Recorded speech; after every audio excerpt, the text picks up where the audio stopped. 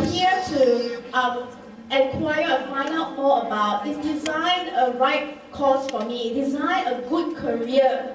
Because a lot of people say, studying design, I think cannot find job lah, cannot make money lah. It's very tough. What if I cannot draw?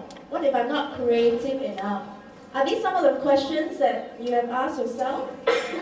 Yes? Okay, so today, this morning, we have invited 4 very special guests. They will come out and share with us later their experience in the design field. So, okay, my first question is, why did you choose to study design? Okay, maybe we'll start with Ling-Tat first. Why did you choose to study design? Actually, I started learning some arts.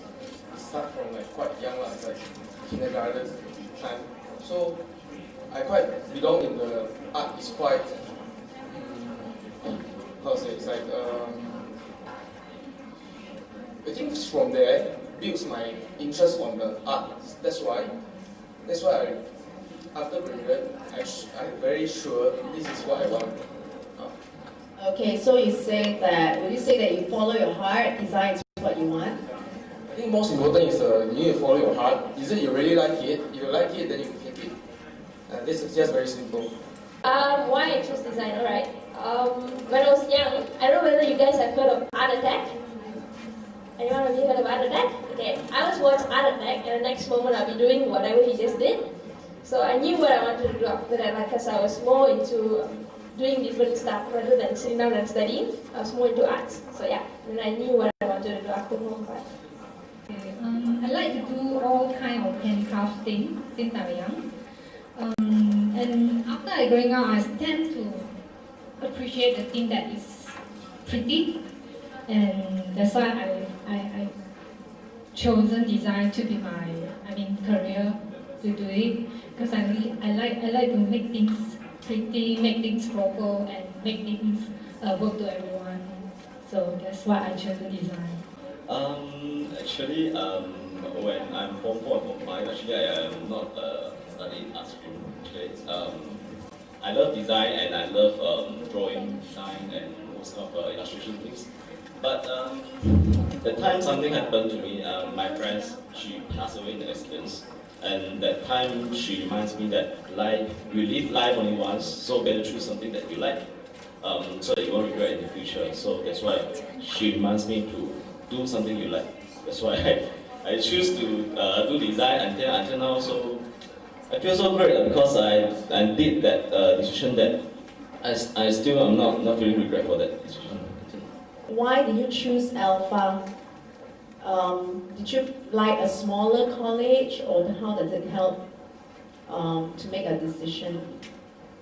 Actually, the reason I chose Alpha is that time, this is the only college having the intake at the time I decided want to take design. So this is, the faster time I can get into this course is just in this college, because other college I have to wait like half year after, then I only managed to join them.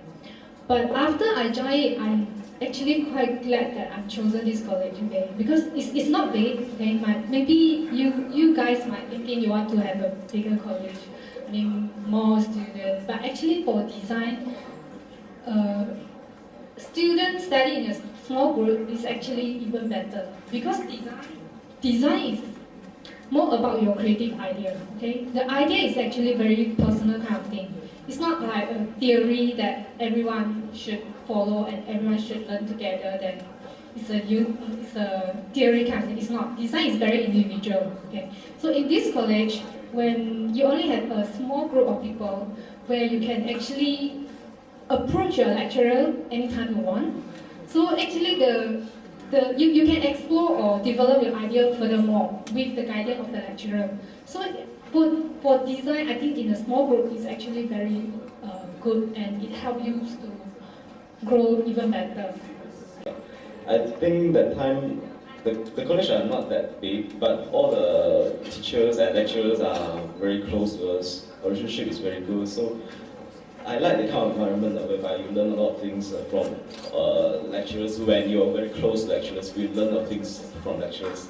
if your lecturers are not that close with you, so you would ask him something or ask something also you cannot get them. So I think a small classes, well, I'm not sure how big is this class now, but I think the relationship actually is very important. When you'll be close, you can learn more things from them. The contact with your lecturers is really important, and the more contact you have, the more progress you get, and you can just go up to your lecturer and say, I have this problem, can you help me? They'll help you at that spot. And lecturers here are like your friends, they're not like lecturer. So they will advise you, they are like a family. For me, this is my second home. I can just say that. Lecturers are college time. Here to the try class. That's why I come here and have a try. This is what I want. So that time, because the class is small, so they create kind of a warm feel. So you're very close with the lecturers and all that. So you can imagine that one class is like 20 people, 20 students. So let's say lecturer only got 2 hours for this class. So you can how many times the lecturer can spend for each person. So let's say if your class only got like 10 persons, so automatically the lecturer can spend more time on you. So you will get more. You know what I mean? So it's a good it's a good way. Everyone is very close with the lecturers. Also it helps you to grow easier and better. Yeah. Okay, so what is the one lesson that your lecturers has taught you that really stick to you up to today and it really helped you? I remember Mr. Cole mentioned to me, designer is actually someone to do problem solving. Okay, actually your job is not, as a designer, you're not just doing something as you like. I like this design, that's why I come out with this design. Then I'm going to sell to my client. It's not. Actually do your design, solve the client's problem. So actually during the process, you're learning design. At the start, you tend to come out something that you like.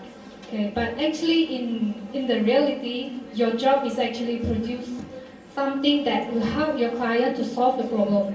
So always remember that the things you do need to have a point that can help people to solve the problem. Either it's a communication, whether your design, your print ad, your packaging help to solve the product problem, or your message, your print ad, deliver the message that the client want to tell to the public.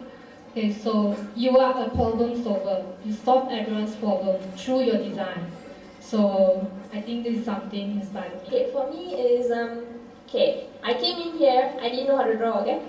And all the lecturers told me, hard work is important. Your attitude is important. If you know you can do it, you can do it. So if you like design, I think nothing can stop you. You can do anything.